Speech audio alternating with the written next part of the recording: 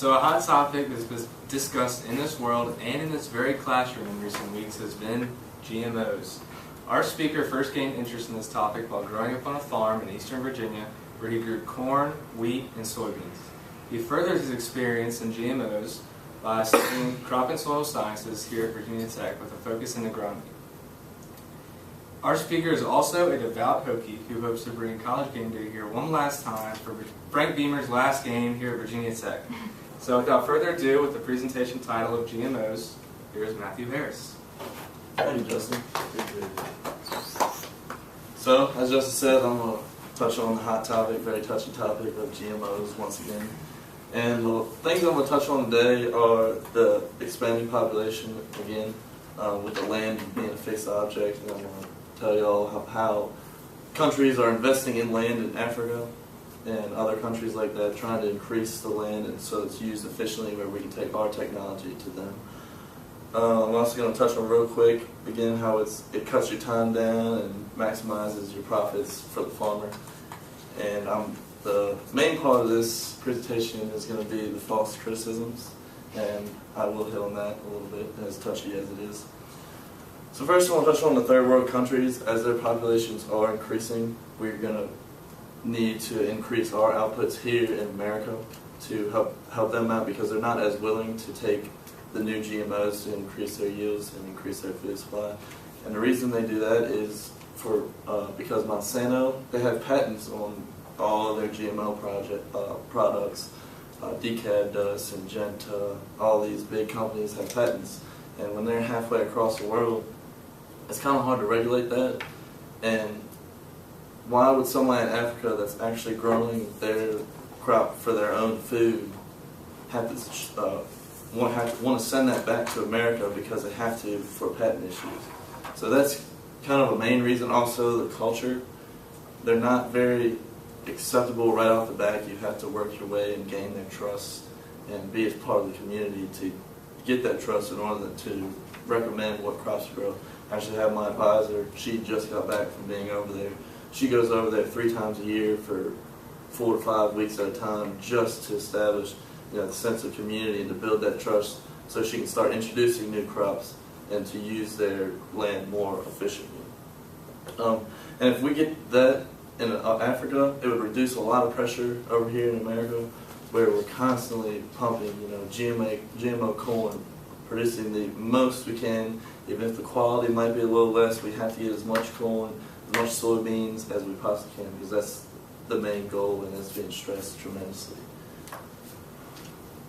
On to the land about Africa.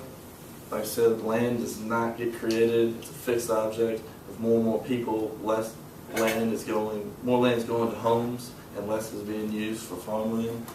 So countries like China, America, Australia is starting to do it.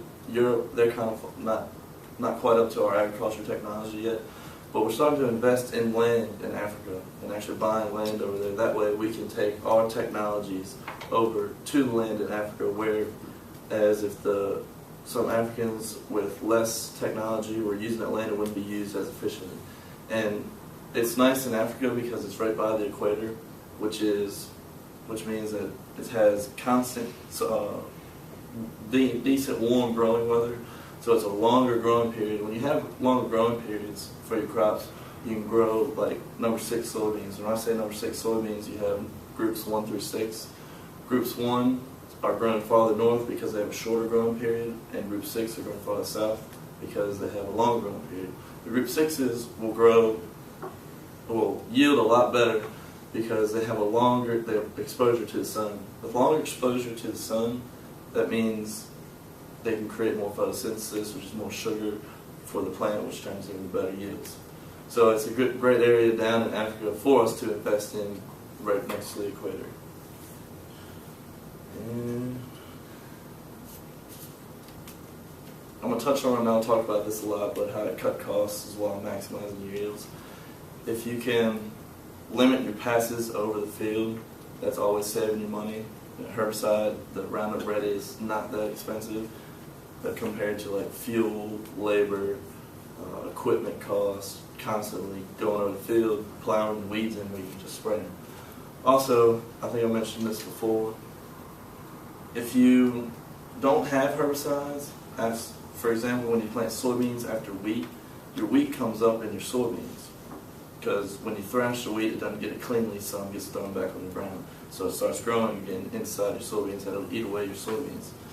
So you could spray that, you could plant your beans and then spray. Whereas if you didn't have Roundup, you'd have to wait for the wheat to sprout, and then you'd have to till it in, which will decrease your growing length, the growing time of your soybeans, which will hurt your yield in the aftermath. Also, they have plants that are disease resistant. One example of that would be wheat scab. I don't know if any of y'all have ever heard of that, but it's a fungus disease, and now we can spray the wheat for this head scab.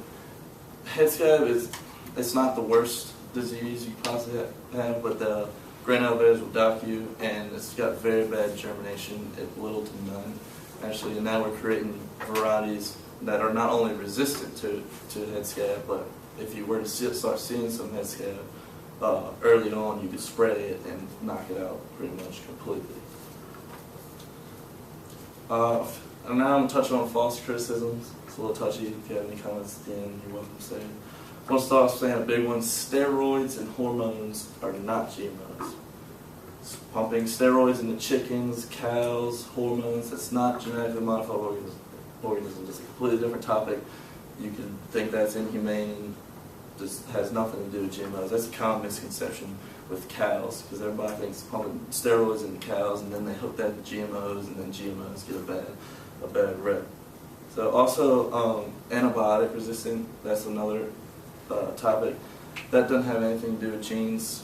The reason people are getting antibiotic resistance is because chickens at birth can be given an antibiotic just in case, so they don't get sick, instead of waiting until they get sick. So every chicken pretty much gets this antibiotic, and then we eat the chicken. So it's not the genes that you're altering. It's farmers giving the chickens antibiotics right as they're born, in prevention, instead of, if it gets sick, then we'll give it the antibiotic to help it recover from that. Also, animals with stomach pumps, like cows, for example, when you feed cows corn, they can't digest it. The little they digest, it goes into fat. But that's not, if it was GMO corn or if it was organic corn, they'd have to get that stomach pump. They'd have to pump their stomach out. We could pump all the corn in there, all the GMO corn, all the organic corn into their stomachs. Farmers would do it anyway because people like their fat and their marbling in their meat. So you'd have to get it pumped out. If you overfeed it, you have to get it pumped out. We can feed it in moderation, and you don't have to do that. They do not cause any harm to the human body. They've done research. Monsanto is the main, I keep saying Monsanto, but this is the main one that does research on this topic. The time it would start having the smallest effect on your body, possibly, is when you're about 280, 290 years old. So it's pointless anyways to even worry about it. Also, there has been some arguments that allergic reactions have come from GMOs. I want to touch on this real quick. There's never been a report of an allergic reaction pointing directly towards GMOs. So when you're altering genes, you're still having the same organisms, you have the same proteins. You just alter a little bit. You're inserting a trait into, if that makes sense. It's kind of hard for me to explain.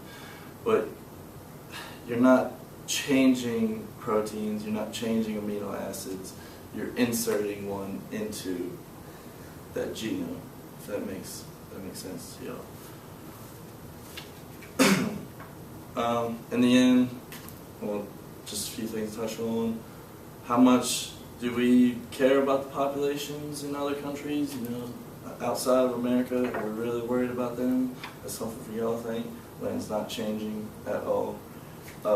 False criticisms, read up on them, get a background in them, because a lot of them either don't have anything to do with GMOs, or it's so minute that people just have way too much time on their hands and they want to argue about something. GMOs are the future. Definitely we have to have more yields. Hopefully we can invest in more land, use the land in Africa more efficiently. That way we can take the pressure off of American farmers to get the maximum yield and if we do that and we reduce the pressure on American farmers, they can cut their costs because they're not stressed about getting as much corn as they possibly can. So, is there any questions, statements? I'm down for anything. Everything good? Thank you.